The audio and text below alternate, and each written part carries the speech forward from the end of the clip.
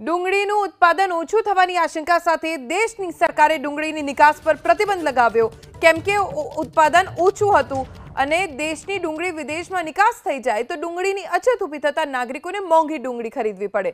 સરકારની ગણતરી ગ્રાહકલક્ષી હતી, જો કે સ્થિતિ આનાથી વિપરીત સર્જાતી હોય તેવું લાગે છે। નિકાસબંધી પૂર્વે જે ડુંગળીની હરાજી 700 થી 800 રૂપિયાના મણના ભાવે થતી, એ જ ડુંગળીના ખેડૂતોને હવે મણે 100 થી 125 રૂપિયા પણ નથી મળતા।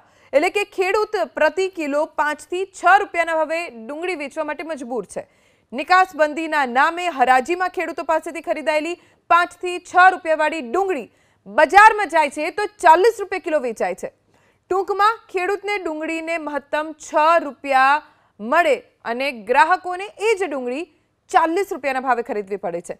વેપાર વ્યવસ્થા યોગ્ય રીતે સ્થાપિત ન થવાના કારણે જ ખેડૂત બરબાદ છે, ગ્રાહક લૂંટાય છે, નફાખોરો લૂંટ ચલાવી રહ્યા છે। માન્યું કે ડુંગળીની હરાજીમાં ખરીદ્યા બાદ બગાડ અને અન્ય ખર્ચ વેપારીઓને થાય છે, પરંતુ તે મૂળ કિંમત જેટલો જ ખર્ચ હોય છે। તો પણ છૂટક બજારમાં મહત્તમ 20 રૂપિયા ડુંગળી ગ્રાહકોને મળવી જોઈએ, જેનાથી ડબલ એટલે કે 40 રૂપિયા ગ્રાહક ખર્ચે છે, ત્યારે નફાખોરો 200% નફો મેળવી રહ્યા છે।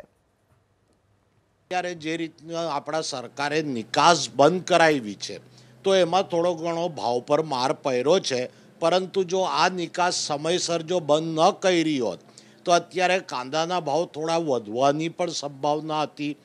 સાથે સાથે આપણા ખેડૂતોને પણ આ જે અત્યારે એના કાંદા નીકળવાની સિઝન છે એવા સમય પર જે નિકાસ અટકી ગઈ છે તો એને પણ ભાવમાં અત્યારે માર પડી રહી છે।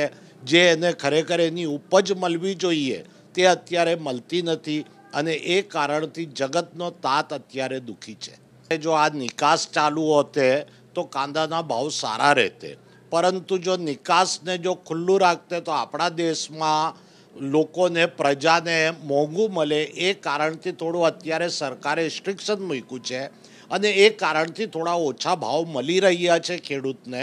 પરંતુ હવે ધીરે ધીરે કદાચ નવા કાંદાની આવકો જેમ જેમ ચાલુ થશે અને સરકારશ્રી પાછું કંઈક વિચાર કરે નિકાસનું તો પાછા એ લોકોને ભાવ મળવાની આશા છે। ગરીબોની કસ્તુરી ગણાતી ડુંગળીનો જે ભાવ છે તે અત્યારે માર્કેટમાં 50 રૂપિયા કિલો મળી રહ્યું છે, જ્યારે આ ડુંગળી ખેડૂતોને કિલોએ માત્ર ને માત્ર 5 રૂપિયા મળી રહ્યા છે।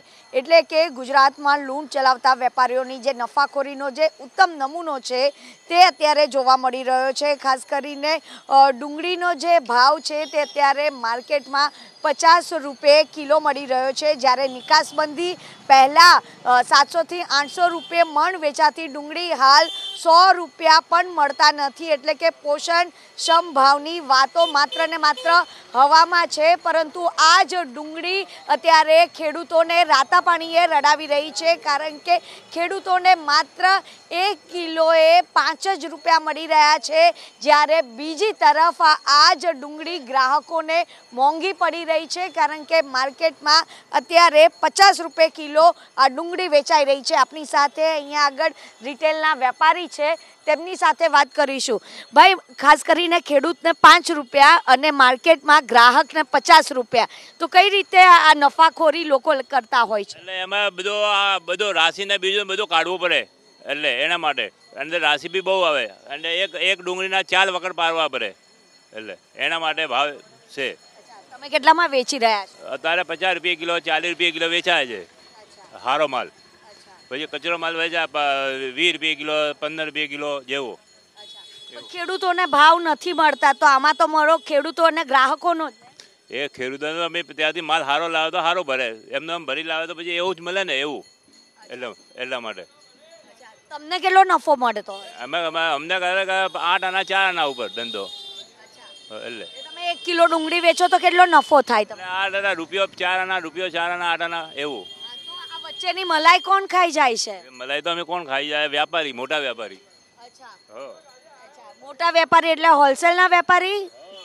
દલાલો દલાલોને કેટલો ફાયદો થતો હોય છે? દલાલો ત્યાંથી ખેડૂત ઉપર લે ને, તો દલાલી હોય ને એમને, એટલે દલાલી ઉપર હોય। તો અત્યારે માર્કેટમાં જે ડુંગળીનો ભાવ અલગ અલગ વિસ્તારના અલગ અલગ ભાવ છે, ક્યાંક 40 રૂપિયા કિલો વેચાઈ રહી છે, ક્યાંક 50 રૂપિયા કિલો વેચાઈ રહી છે, પરંતુ આ બંનેમાં ખેડૂતો અને ગ્રાહકો પીસાઈ રહ્યા છે અને ગરીબોની આ કસ્તુરી સતત ને સતત મોંઘવારીમાં મરી રહ્યા છે લોકો, કારણ કે વચેટિયા લોકો છે તે મલાઈ ખાઈ રહ્યા છે. કેમેરામેન અજય પાંડે સાથે રાજલ બારોટ, ABP અસ્મિતા, અમદાવાદ.